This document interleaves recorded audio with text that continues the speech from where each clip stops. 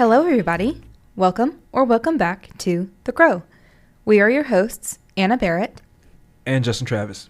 Thank you for joining us after our brief hiatus for spring break. Anna, how was your break?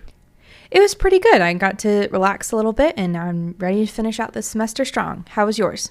It was pretty good as well. Definitely needed the relaxation, but ready to get started again, like you said. I am a senior at Jacksonville State and the sports editor for the Chanticleer. And I am a junior and the news editor. We wanted to start a podcast to have more of a conversation with our audience. Jumping right into the stories from the last 2 weeks, there have been 9 stories published since the last episode of The Crow. At number 1, we have SACCOC recommends renewing JSU's accreditation by Austin Tackett, correspondent. Jacksonville State University President Don Killingsworth announced the Southern Association of Colleges and Schools Commission on Colleges' recommendation for reaffirming the university's accreditation the Thursday before spring break. SACCOC was on campus for a few days, as we mentioned in our last episode, completing an on-site evaluation. There were 4 areas of non-compliance during JSU's last reaccreditation process, but the on-site team concluded that JSU was able to successfully meet all 40 standards on this occasion. Killingsworth shared how he felt the process went and the on-site team's recommendations. He said, "It was a clear and great job type of approval. No recommendations. We had some in 2004 and we had some again in 2014, but this year, nothing. It's a testament to all the people that work very hard to make sure we're prepared, and we were prepared." The university will be officially reaccredited in December when the SACCOC board meets for their annual board meeting. You can read the full article on our website, jsuchanticleer.com, or on our app. Coming in at number 2, we have the 3rd annual gala Give Students a Chance to Let Loose by correspondent Haley Skelton.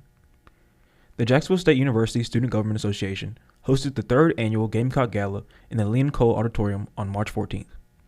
The pre-spring break event was intended to give students a time to dress up and have fun with their peers before people left campus for the break.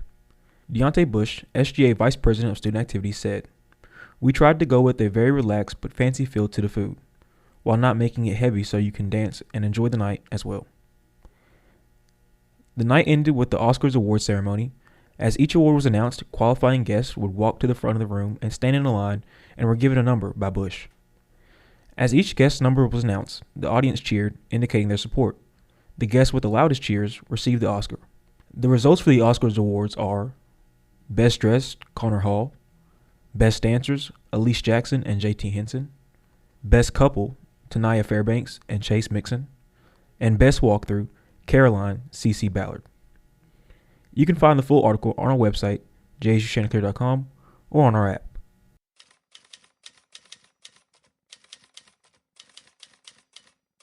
At number 3, we have Here's to 90 Years of the Chanticleer by Madeline Reichard, Editor-in-Chief. Follow along with Reichard as she looks back on the long storied history of the Chanticleer. Nearly a century ago, on March 17, 1934, the first iteration of Jacksonville State's student-run newspaper was published under the moniker of the Toccola. Fast forward 20 plus years later, and the Toccola became the Collegian in 1957, and a decade later took on the current name of the Chanticleer in 1967. Reichard states in her column, "Things have changed with the Chanticleer since its rebranding in 1967. The staff is smaller, the newsroom has changed locations, and we have even created a mobile app to better reach our readers. But one thing that has never changed is the quality of news we desire to provide. As an unbiased news outlet, it is impossible to please everyone, but we still have a calling as public servants to share what is important." You can read the full article on our website or on our app. At number 4, we have Students Take on Spring Break by Maddie Reed, features editor. In a fun story published over the break, Reed interviewed 2 students at JSU, one a freshman and another a senior athlete on the softball team. Obviously, their plans are different than each other's, as freshman Katie Edwards looks to catch up on some much-needed rest, while senior Lindsay Richardson continues to travel with her team on their busy spring schedule. You can read the full article on our website, jsuchanticleer.com, or on our app. At number 5, we have Ivy passes bill banning DEI by me. Alabama Governor Kay Ivey signed a new law on March 20th that will prohibit the government from funding and supporting programs in public entities like Jacksonville State University that are based on diversity, equity, and inclusion, or what the law defines as divisive concepts. We will talk more about this in the deep dive, but the law will go into effect on October 1st, and it mirrors similar laws that have passed in Florida and Texas in the last 2 years. You can find the full article on our website or on our app. At 6, we have Gamecocks highlight successful first season with conference championship win by Mitchell Davis correspondent. At this time last year, Jacksonville State University was without a bowling team. Fast forward about 365 days later, and the Gamecocks bowling team just laid claim to the school's first Conference USA championship on Sunday. Head coach Shannon O'Keefe and her husband, program coordinator Brian O'Keefe, already boasted a breadth of bowling accolades prior to their Conference USA title win over Youngstown State on Sunday. Jack State went 8-1 over the weekend in Louisiana for the Conference USA tournament, picking up impressive wins over number 6 ranked Vanderbilt, number 2 ranked Arkansas State, and number 3 ranked Youngstown State, in process to the school's first ever Conference USA championship. Graduate transfers Crystal Elliott and Miranda Patterson, along with senior Kayla Smith, earned spots on Conference USA's all-tournament team. Smith also walked away with tournament MVP honors. You can read the full story on our website or on our app. At number 7, we have City accepts $50,000 grant to improve public area by me. The City of Jacksonville received a $50,000 grant from T-Mobile on Friday to begin construction on a pavilion that will overlook the pond at the public safety complex. Jacksonville Police Chief Marcus Wood, who applied for T-Mobile's hometown grant in December, spoke at City Council on Monday about the grant as well as ideas on the future development. He said, "The plan we submitted to T-Mobile was to build a 16 by 40 pier with an 8 by 8 walkway that leads out to it. There will be coverage on both sides and room for individuals who like to fish. A definitive start time for the construction has yet to be announced, but T-Mobile has given the city 12 months from the date the grant was awarded to build the pavilion, according to Chief Wood." You can read the full article on our website or on our app. Campus Union raises awareness for wage campaign with petition, 500 plus signatures, by me. Jacksonville State's Campus Workers Union launched a petition to raise the campus minimum wage in early March as the second phase of their wage campaign. Union organizers Lance Ingerson and Sarah Donnelly said this is not the last phase of the campaign, and this phase is to prove more support for raising minimum wage on campus. The petition's target audience is JSU President Don Killingsworth, according to Ingerson. The petition calls for the minimum wage to be raised to $15 per hour by the end of 2024 and $17 per hour by 2025. As of recording this episode, the petition has 586 signatures. The union has also put flyers across campus with a QR code that leads to the petition. The university launched a mid-year compensation study on February 21st, according to JSU spokeswoman Buffy Lockett. According to the announcement from Chief Financial Officer Arletha Harmon, the study is the second phase of a labor evaluation. The first phase was the hiring freeze over the summer. The university is working with an unnamed consulting firm to develop a multi-year financial plan to support added benefits, according to the announcement. The announcement reads, "The labor evaluation process is being implemented in a phased approach encompassing a total compensation model, both the wages and benefits an employee receives." Donnelly said she felt the email was not very clear and that the frequently asked questions document faculty and staff received did not provide any additional clarity. Her main issue with the announcement is that it does not say who the consulting company is, and the full parameters of the study are not given. She said, "It's just vague, and for institutional trust, more information should be given." In an all-faculty meeting before spring break, Ingerson said that nobody present, including faculty senate leaders and Vice Provost Stacy Stone, knew who the company was hired was. Ingerson also said faculty were informed the consultant was hired primarily to look at staff wages and salaries. Ingerson believes that this campaign is important so that employees are paid what they are worth. He said, "Long story short, people don't want discounted things." That's in regard to benefits Harmon suggested in a previous Chanticleer interview. He continued to say, "People want to get paid what they're worth, or something closer to what they're worth." You can find the full article on our website, jsuchanticleer.com, or on our app. Wrapping it up at number 9, we have SGA President vetoes Student Advisory Board Representation Expansion Bill Chain of Command issue. Senate Bill 68, authored by pro tempore Matthew Hood, would give military organizations on campus a representative in the Organization Advisory Board under the Vice President of Organizational Affairs.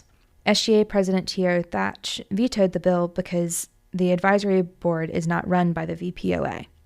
Hood deferred to committee to try to fix the bill. You can read the full article and learn about the other bills and resolutions that passed on our website, jsuchanticleer.com, or on our app.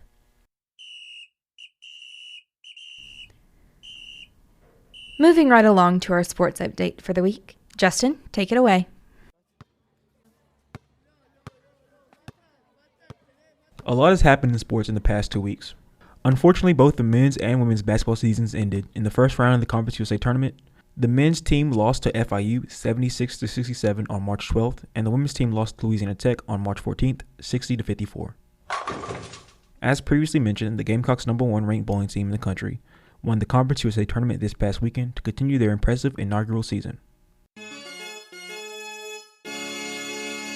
The Jack State baseball team has gone 1-7 over the break, with a road series loss to Southern Illinois and to Louisiana Tech, along with a 13-3 loss to the Auburn Tigers on Tuesday in Auburn.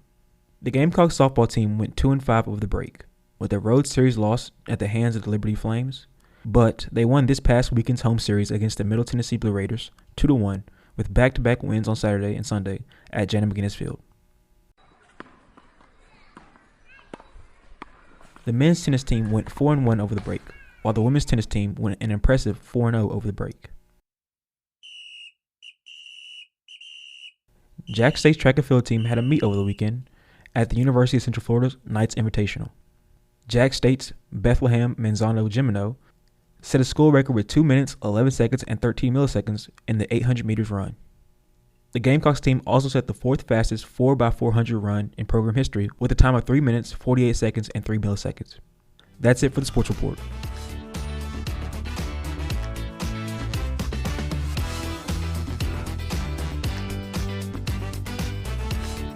Now for the deep dive. We're going to look a little bit more into my story, Ivy passes bill banning DEI. According to the law, any of these 8 concepts will be considered divisive. Number 1, any race, color, religion, sex, ethnicity, or national origin is inherently better or worse than another. Number 2, individuals should be discriminated against based on their race, color, religion, sex, ethnicity, or national origin. Number 3, the moral character of any individual is determined by their race, color, religion, sex, ethnicity, or national origin. Number 4, an individual's race, color, religion, sex, ethnicity, or national origin does not make them inherently oppressive. Number 5, individuals are inherently responsible for the actions of their ancestors based on race, color, religion, sex, ethnicity, or national origin.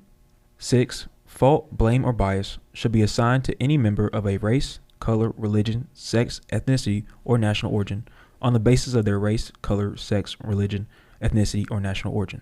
Number 7, any member of a race, color, religion, sex, ethnicity, or national origin should feel the need to apologize for the actions of their ancestors.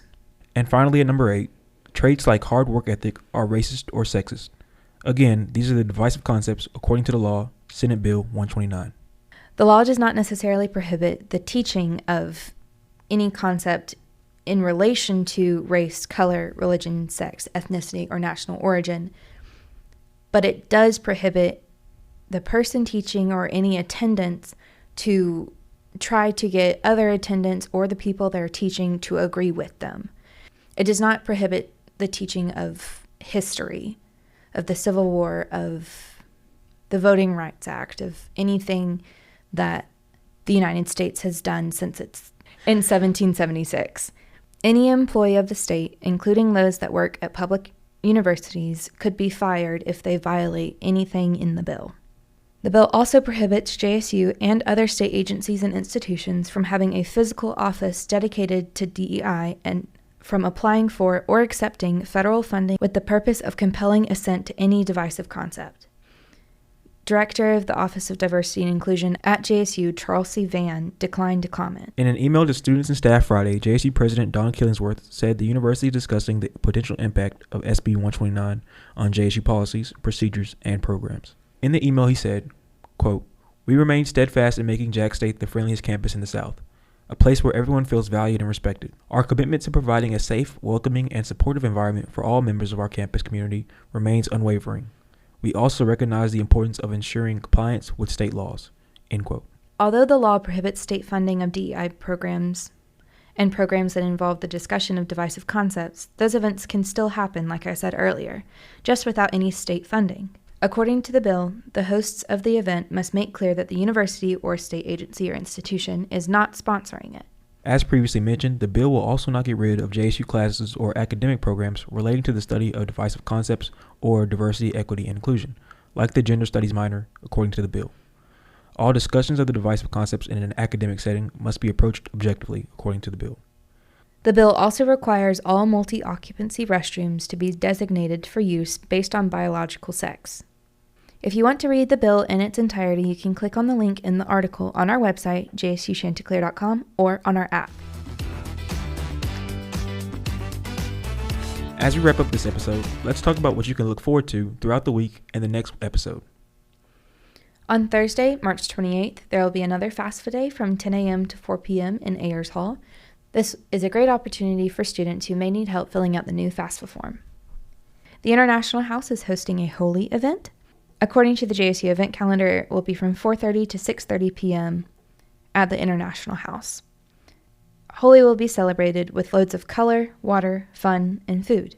To highlight the South Asian Festival of Color, the International Student Organization, along with the help of the International House and Programs, will be hosting Holy at the International House. Students, staff, and faculty are welcome to enjoy this free event. From 5 to 7 p.m., the 51st Annual Juried Student Art Show will be held in the Manners Gallery in Hammond Hall. The baseball team will start their home series against Western Kentucky at 6 p.m. at Jim K. Stadium. The softball team will also travel to the University of Texas El Paso to face against them at 7 p.m. Friday, March 29th is the last day to drop a class or withdraw from JSU. Also on Friday, the softball team continues their series against the University of Texas at El Paso with their game at 4 p.m., and the baseball team continues their home series against West Kentucky at 6 p.m. On Saturday, March 30th, the softball team wraps up their series against the University of Texas El Paso as they wrap up their series at 12 p.m. The baseball team also finishes their series against West Kentucky at 1 p.m. on Saturday at Jim K. Stadium. Sunday, March 31st is Easter, so happy Easter to all who celebrate. Monday is April Fool's Day. Be careful with your jokes. Don't seriously cause harm to any of your friends or family. Also on Monday, April 1st, the men's golf team heads to Pawleys Island, South Carolina to face off in the Golf Week Any Given Tuesday tournament. The women's golf team also starts their tournament on Monday as they face off at Greenville, North Carolina at the Ironwood Invitational. On Tuesday, April 2nd, there will be a graduate toast for all those graduating in May. It will be from 4 to 5:30 p.m. at the outdoor patio at the UREC. Also on Tuesday, April 2nd, the softball team faces off against the number 10 ranked team in the country, the University of Alabama, here in Jacksonville at 6 p.m. On Wednesday, April 3rd, from 6 to 8 p.m., students can join the Dean of Students office in the Leon Cole Auditorium to play a game of laser tag. Also on Wednesday, April 3rd, the softball team faces off against Alabama State in Jacksonville at 5 p.m., and the baseball team faces off against Troy in Jacksonville at 6 p.m. Thank you all for listening. Just as a reminder, on top of being able to listen to The Crow on our website, you can also listen wherever you get your podcasts. The Crow will also be aired on WOJS 91.9 FM on Thursday mornings at 9 and Friday evenings at 6. We are your hosts, Anna Barrett And Justin Travis. We will meet you back here next week.